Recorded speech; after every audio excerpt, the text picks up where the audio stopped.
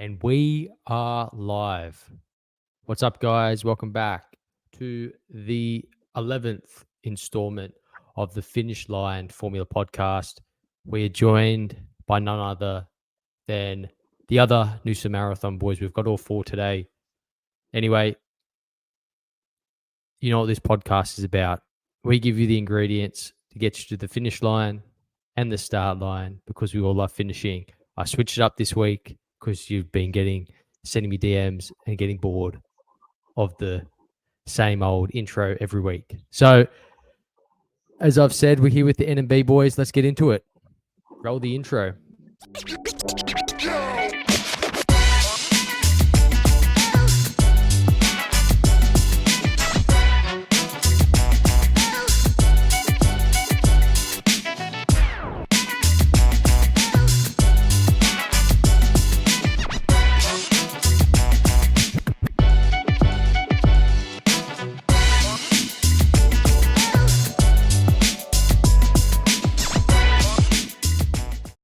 We are back. Welcome to the 11th episode of the FLF podcast. For those who are just listening, I'm Sean and this is Louis, and I'm going to be finishing up the intro for you today. So welcome to the show. Thanks for that, Sean. Good we got there in the end. We've had some technical difficulties getting through the intro. Anyway, week 10, almost done. Yeah, no. We're filming on Sunday. Week 10 is done. If you did all your runs today, we would have got our long run done this morning. By the time we're filming this, yep. Yeah, we've finished all our long runs. We're actually filming on Sunday now. It's a Sunday film. Yeah, so that's what I'm saying. Week 10 is done. Podcast availabilities as well. YouTube, Spotify, Apple Podcasts, as per usual. I've put here Nick's website launches tomorrow. Maybe it will be Tuesday. Who knows? I'm waiting on a few things to come back before I can let it go live, but it's coming soon. Anyway, with the launch of my website, I'll be releasing I'm plugging my own stuff. How good's this? Right at the beginning as well. Free running program. Oh, no, not free running program. Free warm-up. And beginners programs will be on the website as well. So I'll be releasing a free comprehensive running warm-up to use in all situations to get you started with your running marathon journey. And yeah, my name's Nick. Whoever hasn't introduced themselves, jump in. I'm Cameron. And Will's missing. Will's not here. Where's Will going? His I think internet. he's trying He's to fix his internet. Okay, well, in that case, I'm Will. We could just cut him. Oh, he moved he's here. outside. Just in time. There he is. He's about to intro. Is the Wi-Fi better now? Yes, you're about to introduce yourself. My name is Will. I'm 1/4 of the NOOSA Marathon boys. Lit. Anyway, topic of today. A bit of an, I guess you could say, an advanced topic, because ideally you wouldn't get into this type of stuff until you're, I guess, consistently running. But it's running data, and then we're going to go through what's important, what you shouldn't be looking at, et cetera, do's and don'ts from a beginner's point of view. Anyway, we're going to go through our week that was, starting with Sean, who's going to give a brief overview of what he's been up to this week. Too easy. So Monday is always beautiful rest day, which I'm thoroughly looking forward to tomorrow. Tuesday, nice aerobic 13Ks. Wednesday, we had a 13Ks with 5 by 800 meters at our 5K pace. Thursday, 8K recovery. Friday, rest. Yesterday was another 13K aerobic. Today was 23Ks. And although it was a deload week at 70Ks, my legs and hamstrings are absolutely shot. Yeah. What about you, Nick? Very much the same. I thought this week as you can see, it's 10 kilometers down on what we usually have been doing the last, I guess you'd say, 3 to 4 weeks. Starting with starting with last Sunday was 29 kilometers total. 19 of that was at marathon pace. Monday was a recovery day. And then Tuesday, I had 14 kilometers aerobic. Wednesday was a speed session, had 6 by 800 meters at 5K pace. Then I had a 10-kilometer recovery on Thursday. Friday was an MLR with 19 kilometers. Saturday morning, I ended up doing that on Saturday afternoon, was 13 kilometers with 10 by 100 meter strides. And then wrapped up the week this morning with 24 kilometers. I do want to touch on what I've been doing this week, and that is running loops. So I don't think I ran a loop that was longer than 600 meters. And I can tell you I'm not going to be doing that anytime soon.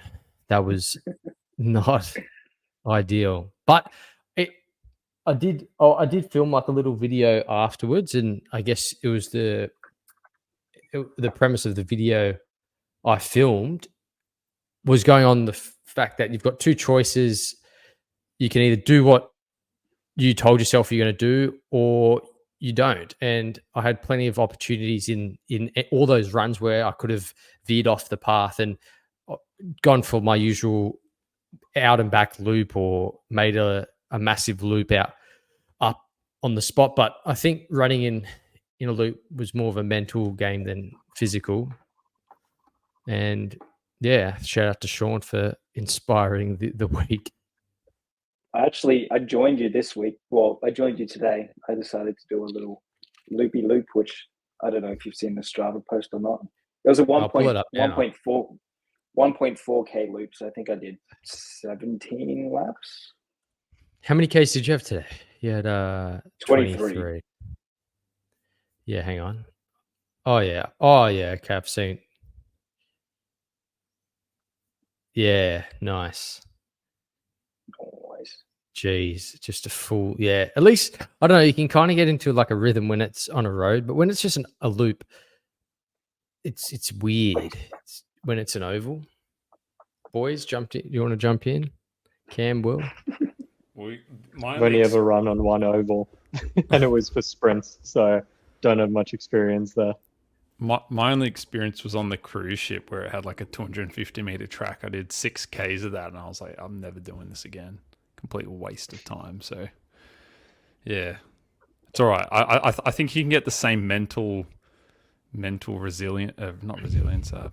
resistance training, I guess, by just doing it all on a treadmill. They are both just as boring as each other. Yeah, I do agree. The only thing with a treadmill is that you can place your phone in front of you, and even if it's just to change music, you get slightly more kind of escape from the run than going around the track. Yeah, that is true. I think the worst one was Friday. 19, I don't know what it was, but 19 kilometers around this. It wasn't even a loop, like an oval. It was just a loop of nothing. That was bad. That was bad. Anyway, tip of the week. Oh yeah, go ahead.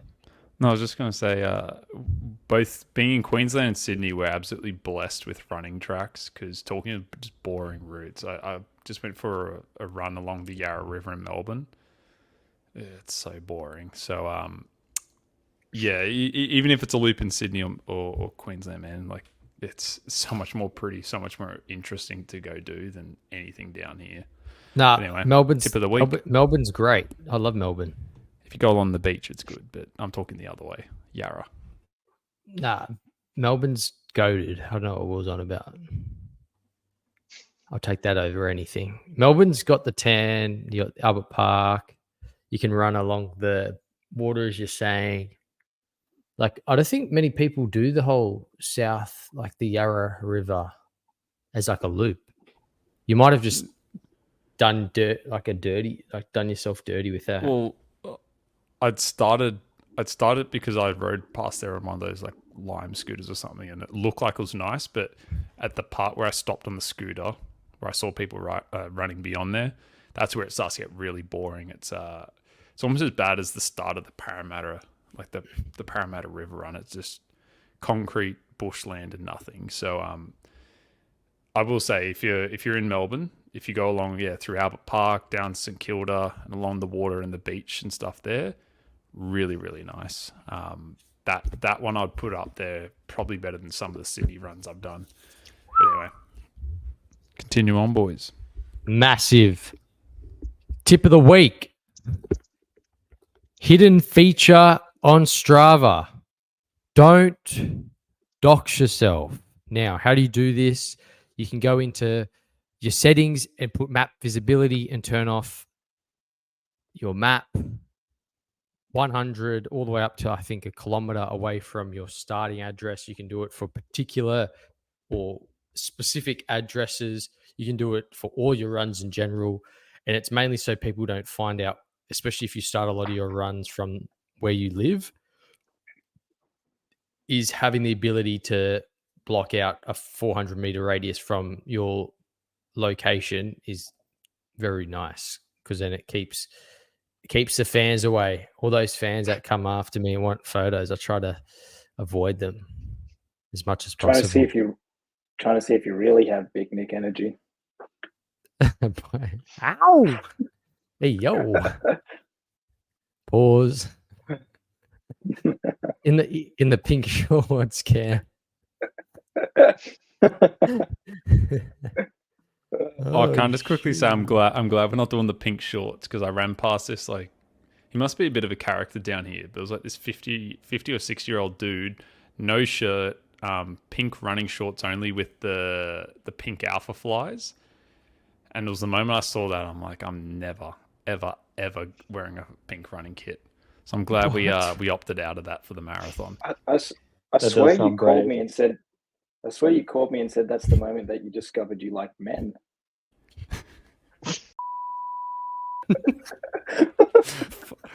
See, I don't mind these jokes. It's just a pain in the ass to fucking edit it out.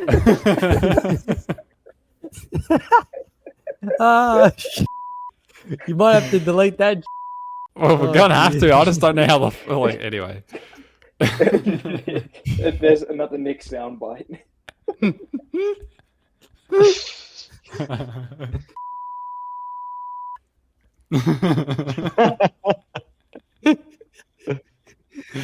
Oh,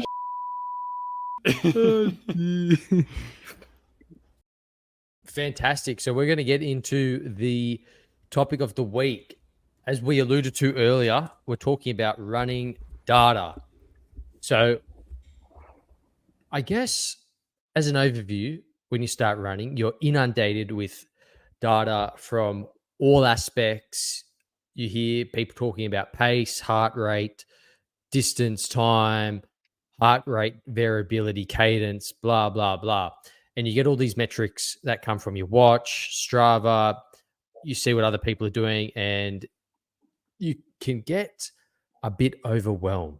So we're just going to give you a comprehensive overview and breakdown of the key metrics that you need to be looking at when looking at your data, and disregarding all the others at this point in time as you start out with your running journey. So we're assuming you either have a GPS watch or some sort of phone application to record your runs.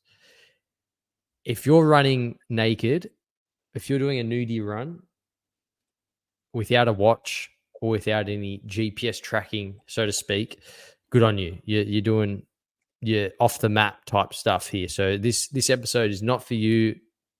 Turn it off right now. There's no point you continuing to listen to this at all. So where are we here? Yeah. So depending on the actual application or watch you use, you'll have different levels of data available to you.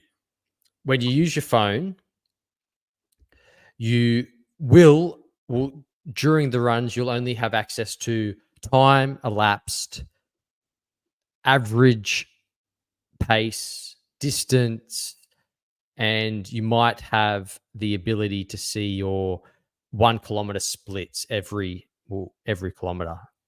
That just made no sense, but hopefully it makes sense to people listening. Now, what do these mean? The first thing is the basic stuff. So we've got elapsed time, and that is the time you start your run all the way until you finished it. So if you've paused and gone taken a shit somewhere, that is going to be included in your elapsed time. For Sean, that's usually about an extra 5-10 minutes. Got anything to say about that, Sean? What do you mean? I always said pause. My shit's to be as long as it.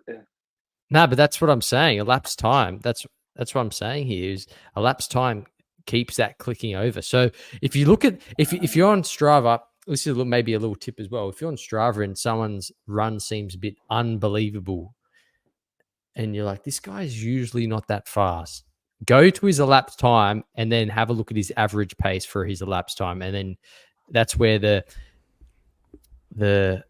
truth comes to light.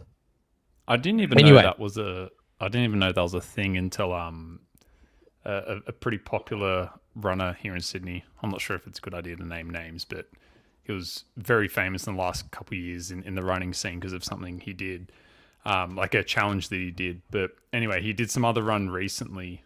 I think it was over the course. I think it was like 160 kilometers. And everyone was like gassing him up about his pace that he did it at. And he was liking all the comments, and people were upset because when they went and had a look at his elapsed time, it was like 6 hours extra than the time that he was actually doing the run. And I didn't even know this was a thing to be exposed by since then I've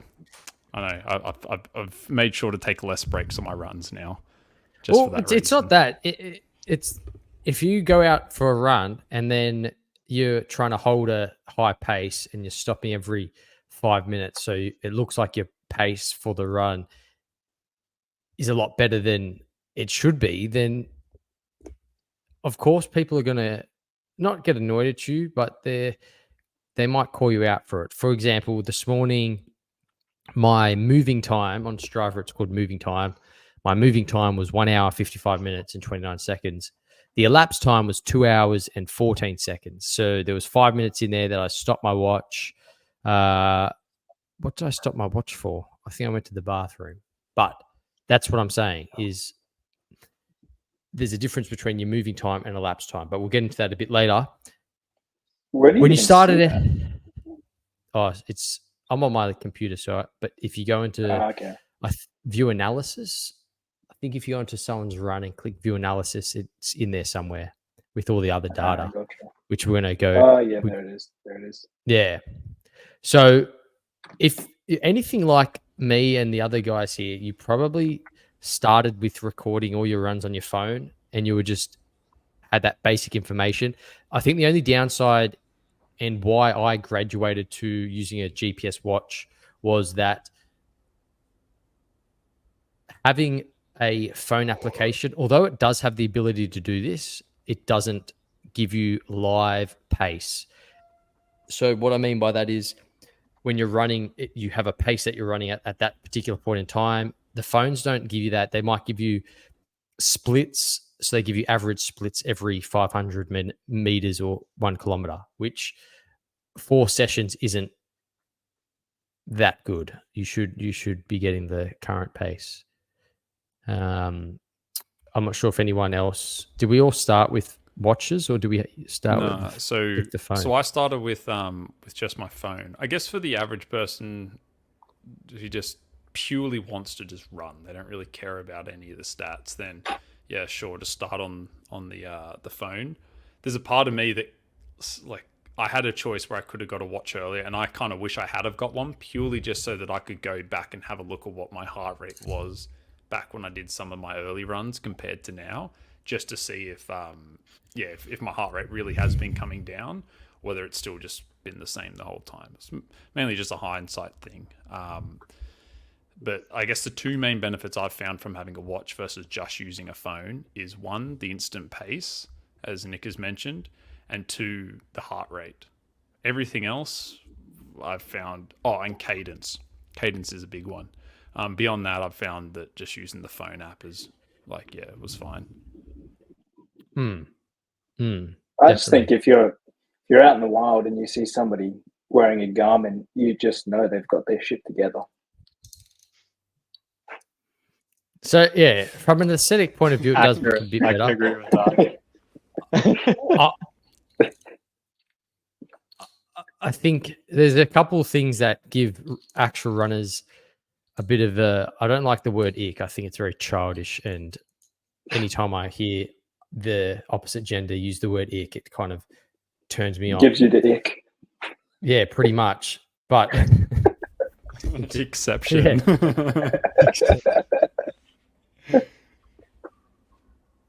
But when someone when someone one is jogging at a set of lights that have stopped, so they're jogging for whatever reason. Oh, that's a good one.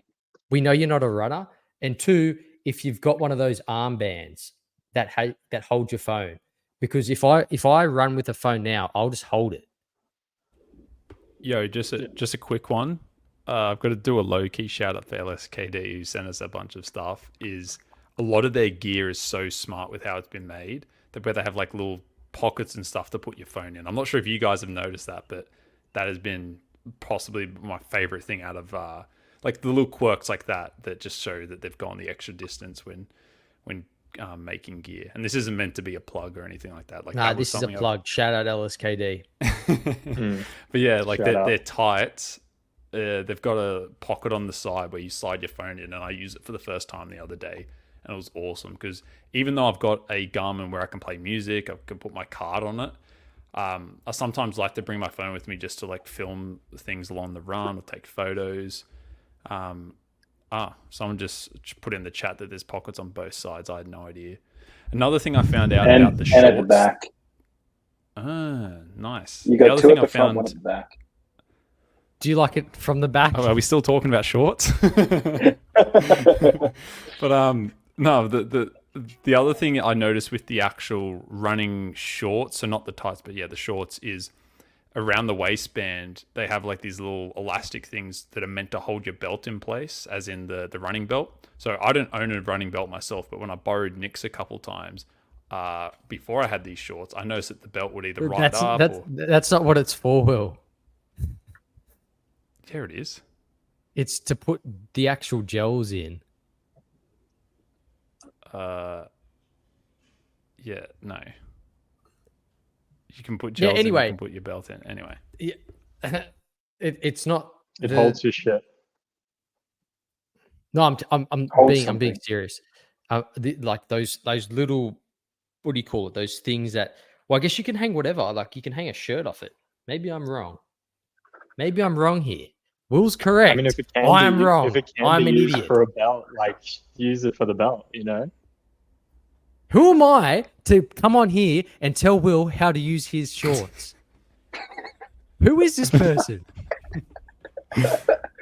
Who is this guy? Anyway, yeah, it's for a running belt. That's what it's for. I thought they were hip grips.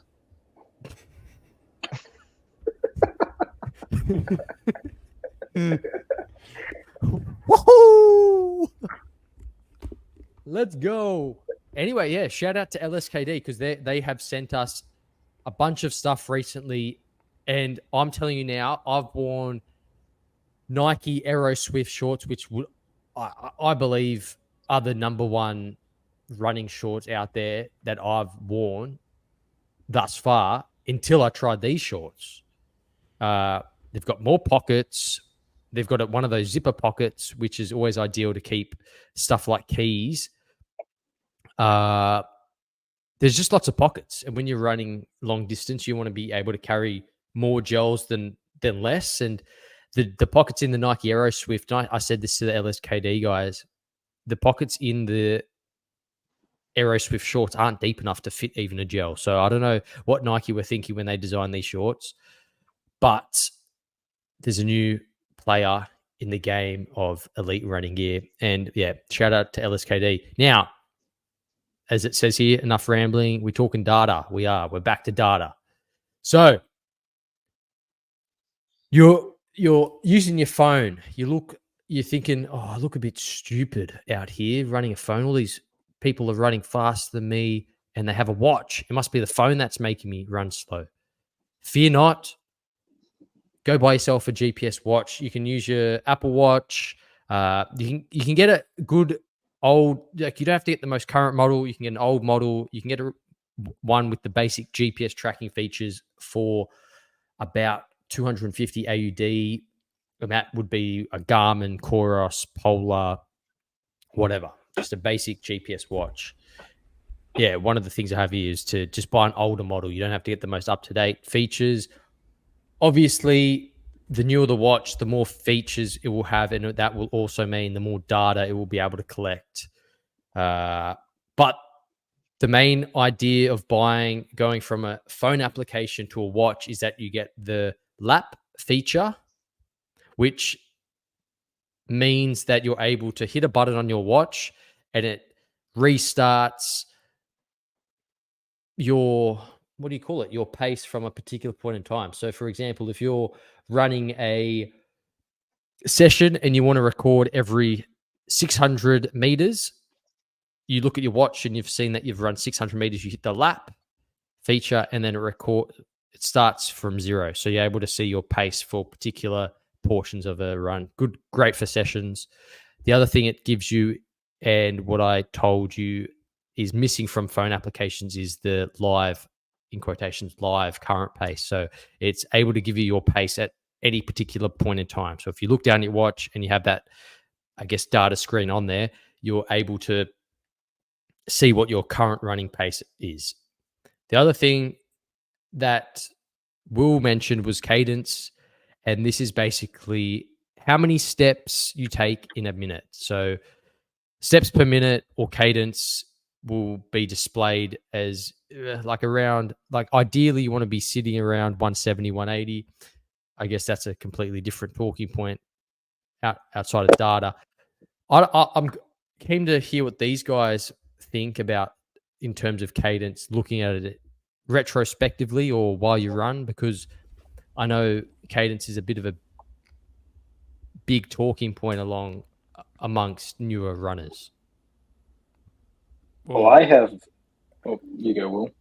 Oh yeah, I was just going to say I first started looking into it because I saw some video that was mentioning that a high cadence means less chance of injury. I'll link a video below that that was the explanation for that. But anyway, I started looking into it because of that.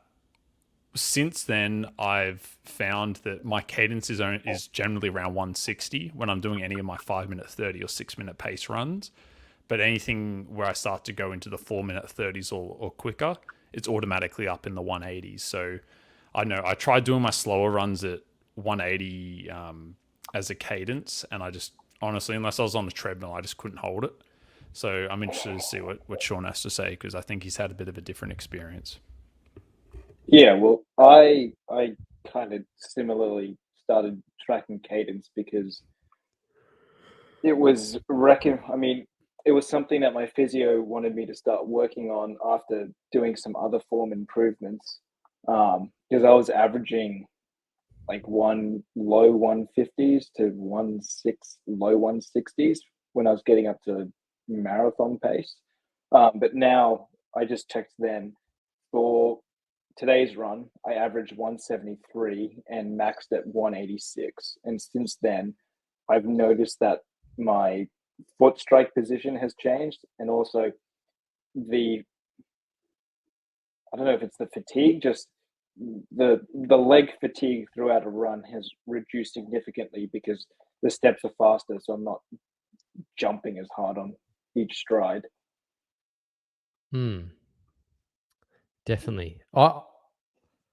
you will find that you would be using different muscles. And I guess takes away from the whole data thing, but I guess talking about cadences, it definitely uses different muscles. Because I said this to someone, I think I've already said this in a previous episode. My cadence sits around 178 for all my, sits around 180 for all my easy runs. It doesn't really change. Like this morning, 178 cadence.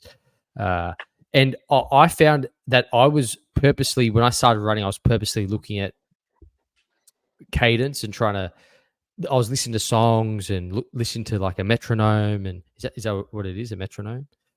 Yeah. And I was thinking, I've got to hit this BPM, boom, boom, boom, boom, boom. And then I didn't see much change. And then I guess a couple of years later, and where I am now, cadence is around 180. And I agree with Louis. Whatever Louis said, I agree with. He concurs. And I allude that to running with groups, because what happens is when you run with a whole bunch of groups whose cadence is at a higher is at a higher cadence than yours, you tend to kind of become in sync after long runs. So on extended runs that are hour, 2 hours long, you end up finding that your cadence is the same. And I guess running that multiple times, running with people over a period of time that have the same cadence for extended period of time, kind of drills into you that cadence, and then it becomes, I guess, second nature. So one tip for you, if you're finding or if you're struggling with cadence, is go run with a group. I know it's hard finding a group, blah, blah, blah, but if you can run with a group or of experienced runners, I do suggest that if you're finding cadence is a bit of an issue for you. Anyway, I digress. Like, just quickly to finish that off, and on any piece of data anyway, it's not, cadence isn't the be-all, end-all for injuries, because I know that Kipchoge runs, his marathon pace is 252 and his cadence is 186. So that cadence relative to that speed is, I guess you could consider low. So there's more to it than just how many steps you take that dictates your injury potential. Well, I think there's a, what do you call it? There's a law, it's sort of a law of diminishing returns, but there is like a, what do you call, I don't know what it would be called in maths, but there's a point where your cadence shouldn't be any faster. So your cadence, like you say, Kipchoge's cadence is 186 for running 252s, but the, I guess, normalized cadence for running is about 180. They say the ideal cadence is 180. Yeah. I mean, his stride at 186 is just massive, which is where the pace comes from. And the main thing with a cadence, regardless of what speed you're going or any of those different things, is it's all aiming towards you having the middle part of your foot hit the ground directly below you as opposed to in front of you. Because what happens, and I know this from watching my own running videos of myself running, is when my cadence was in the 150 ranges, and sometimes even on my long runs when it's in the 160s, I notice that when I'm landing on my heel first and rolling from my heel forward. And if you watch the video, which I've linked down below, it will explain why that can lead to injuries. It sends a shock up your body. I think, yeah, at its core, the main thing that cadence is trying to fix is that you're just striking below you as opposed to in front of you. Nice. I think we digress. So, as Sean kind of said there, data can be a bit of a double-edged sword, and people can get very carried away with what they're looking at and very obsessive. And what this can do, and this can make you do two things, and I'm going to tell you what those two things are now. Firstly, it can make you unbearable to run with, as all you care about are certain metrics, and you're telling everyone on the run, oh, I'm not at this pace, or I'm not at this heart rate, so I'm running bad. Oh, and then you start overthinking it, and then the session turns to shit, and you make everyone else around you hate you. The other thing it does, the second thing, is it takes away from the goal of running itself, which is to be enjoyable, fun, and consistent, as that's going to get you to the finish line.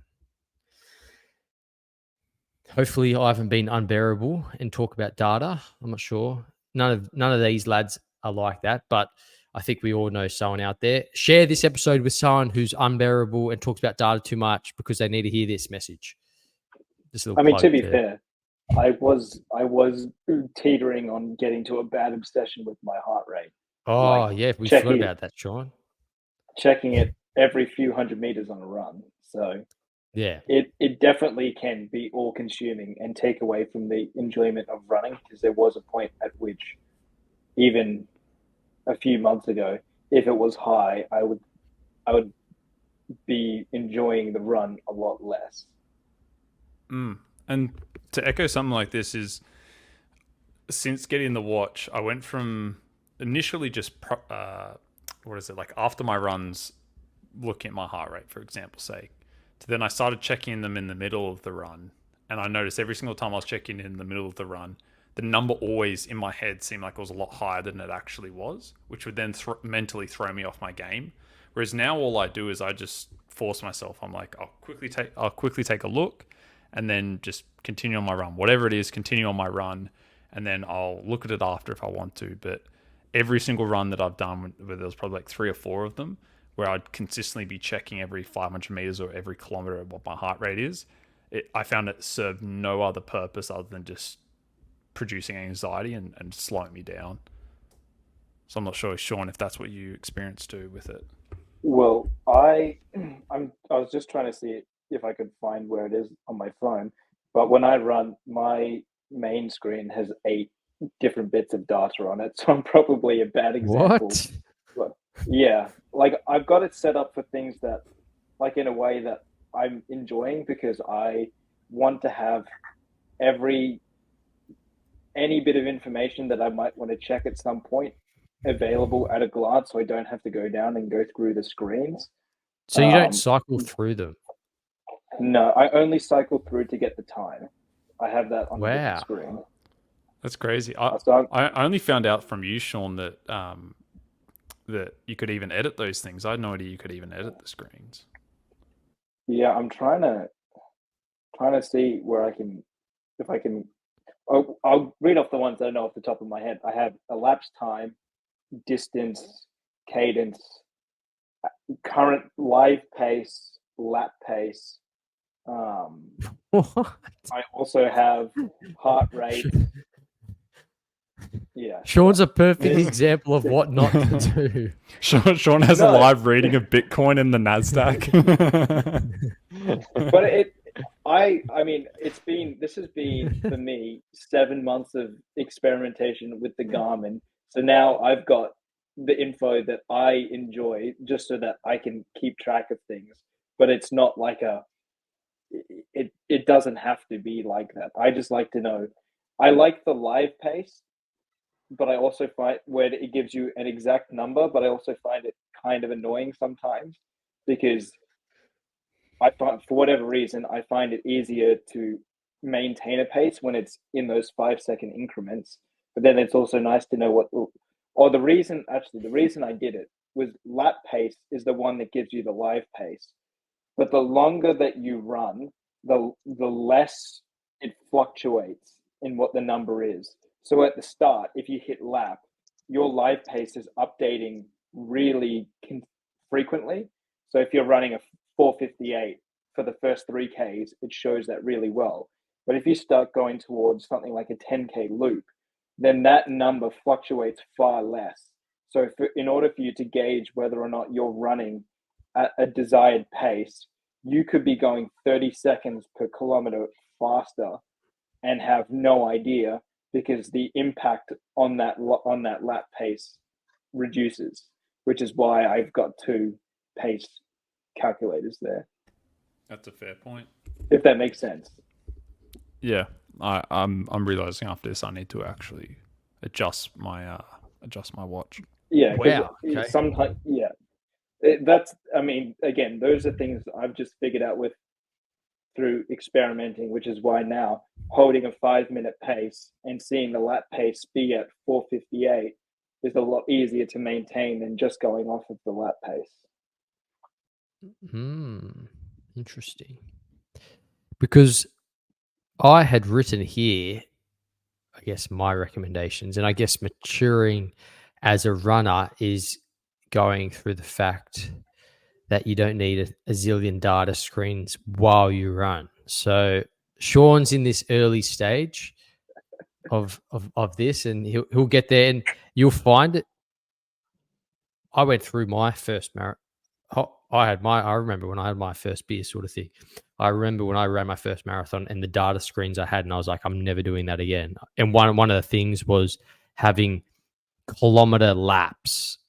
So it lapped every kilometer, and having that go off 42 times was a nightmare. So what I ended up doing, and this is a little hack for, I guess it's a premature hack, because we'll get into this episode when we get closer to race day, is I have it on 5 kilometer. Well, I have turned off automatic laps completely on my watch. So I have to hit lap for it to lap.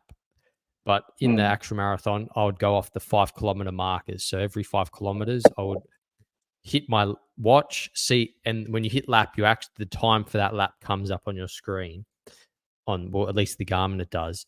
And you'd know for the marathon what your 5 kilometer split should be. So, for example, a 4 sub 3 hour was like 21 minutes and 10 seconds or something like that. So I knew every time that went off, if it was around 21 minutes, that I was on schedule. And that was so I wasn't looking down at it every kilometer, rather than what's that, 42 times versus every 5 kilometers, which was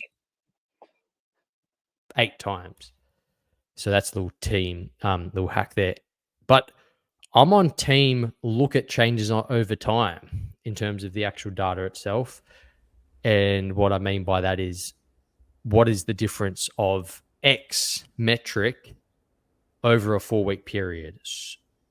Look at one run, and most of the time you'll have the same run 4 weeks down the line. What are the differences in metrics between the two after 4 weeks? Is the heart rate decreasing? Is your cadence improving, if that's something you're working on? Is your pace getting quicker? That they're all like things you can start looking at.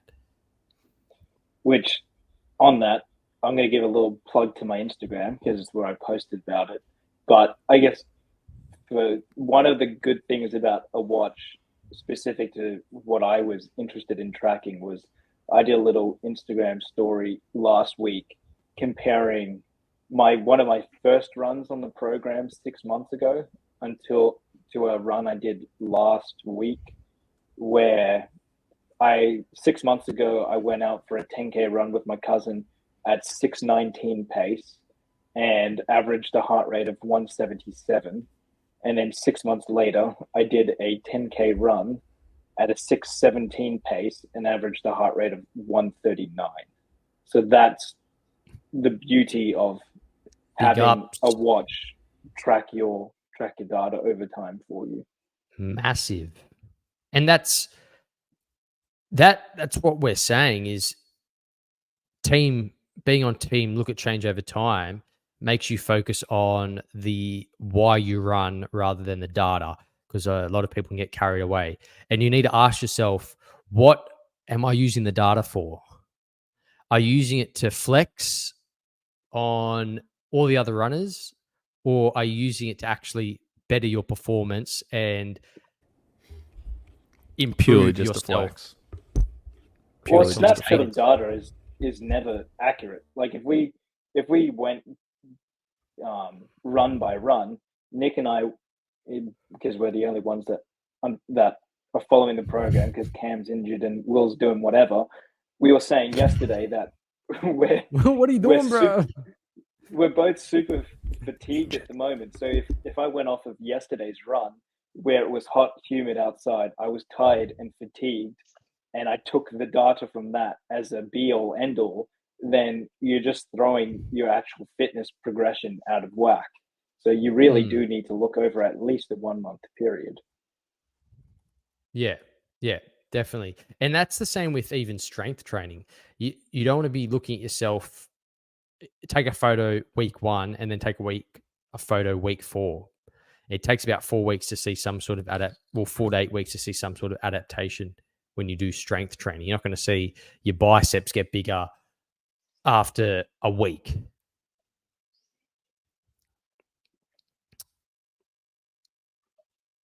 Yeah. Nice. Okay. Awkward silence. We're going to quickly go through the key data from GPS watches and explain what they are. So the first one is heart rate, and this is your heart rate at a particular point in time during a run. So most GPS watches, you have a screen for your heart rate and it'll give you a number. For example, mine is sitting at 32 right now. And wait, what?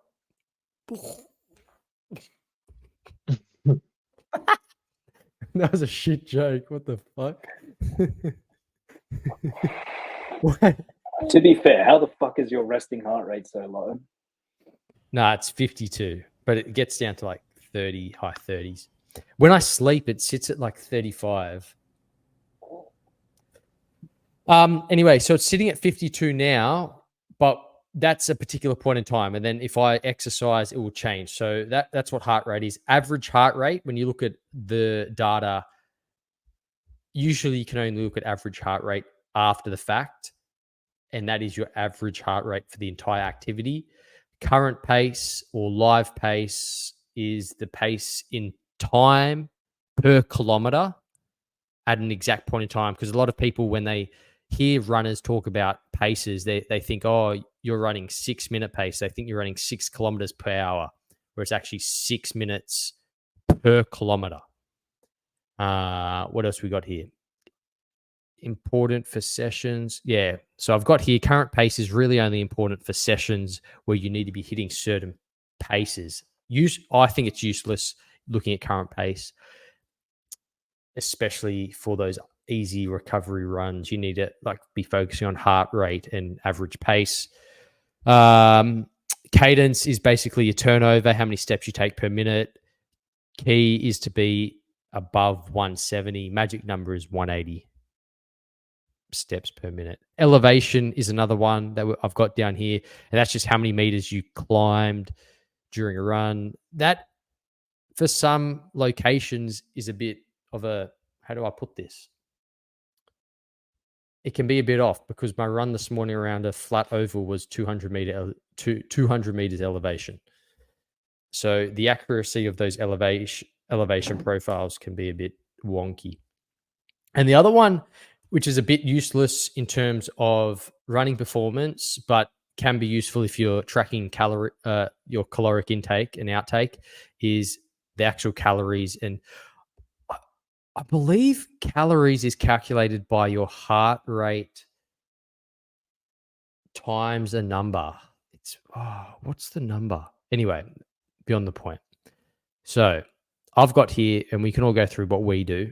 I think Sean kind of discussed what he does on his screens, and I believe all your runs are the same, Sean. Like, your data screens don't change for particular runs. Yeah, it's just the same thing that shows up. Yeah, and we'll get the other boys what they have on theirs. But for me, easy recovery runs, I only have the average heart rate showing, so that's the only metric I care about looking at. Because for me, I'm trying to stay in a certain zone with the heart rates. One little tip you can do is you can set, and I don't use them because it gets annoying, is having you get little alerts. So you can say, oh, I want my heart rate to stay between X zone. And if you go out of this, it kind of alerts you. As I said earlier, I've turned off automatic lap recorders. I find them a bit useless, because most of the time you don't do 1 kilometer sessions, and seeing how fast you're going every kilometer in an easy run is pretty useless. Yeah. Heart rate for me, I don't look at it in the moment besides my easy runs, but I will look at it retrospectively over time. So that's me wrapped up. What about you, Will and Cam? What's your screens look like when you run? Cam, you go first, mate. I just use the Strava app. I haven't tried to have kind of any editability to it. So I usually get split pace and heart rate and then elapsed time. How do you get heart rate on the app? It must just be the app on the Apple Watch because I'm not using a Garmin. It just shows up in the bottom right corner. But you're still getting the GPS features. So you get yeah. When you said you're using the phone application, I thought you were talking about you were using you're like holding your phone and recording it through there. No. So it's the Strava app on the Apple Watch that I'm using. Yeah. Okay. Do you look at heart rate at all? Like, what's your screen when you're using your watch? Yeah. So I have the heart rate in the bottom right corner. It depends on what session I'm doing. If it's something that like a long run where I'm trying to focus more on zones and trying to slowly increase, then I find myself looking at heart rates a bit more, but only if I feel like I'm off. So if my heart rate is above what I think it should be, then I find myself trying to kind of breathe or slow down or improve my pace. And then that's where it kind of has a reverse effect, what we were talking about earlier, where then I start to get anxious or I start to get stressed that I'm not in the heart rate zone that I'm meant to be in. And then it has kind of, deterioration effect from there. But I only look at my heart rate at certain times. Yeah. But what you're saying is your actual Apple Watch is recording via the Strava app. And that gives you the ability to see your heart rate at the same time as it records. Is that correct? I'm not familiar with the Apple Watch setup. Yeah. So live heart rate, split pace, and elapsed time, all live. What's it based? How often's the split? Is that because I know you can adjust it. Is it every kilometer? I usually have mine every kilometer, Yeah. But you're saying it doesn't give you live pace. Like the livest pace it gives you is the splits. Yeah, so it's not constant updating. It's usually every K. That could be a setting that I just haven't had a look at, but for me, it usually averages to the K.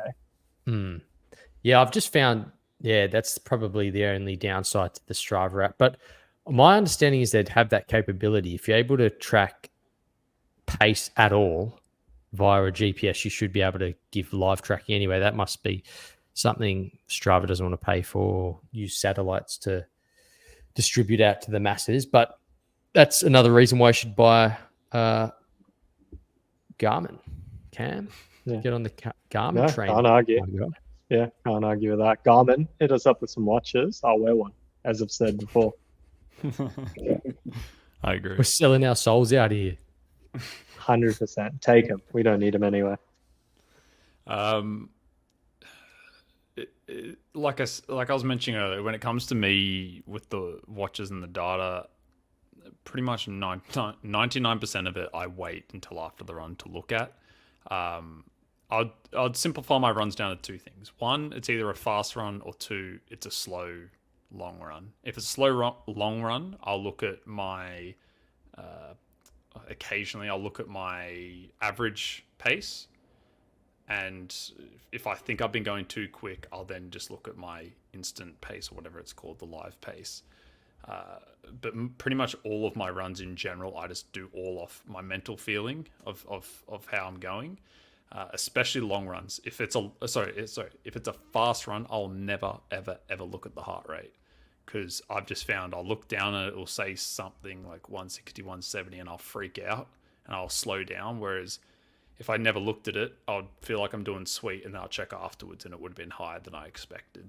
But my perceived rate of effort would have been maybe a 6 out of 10 or a 7 out of 10. So, for the most part, I don't really bother too much on the runs caring about my data. yeah, I try to leave it for afterwards. Fantastic. So I'm the data whore in the Yeah, group, you're the it says. data. You're the data sleuth.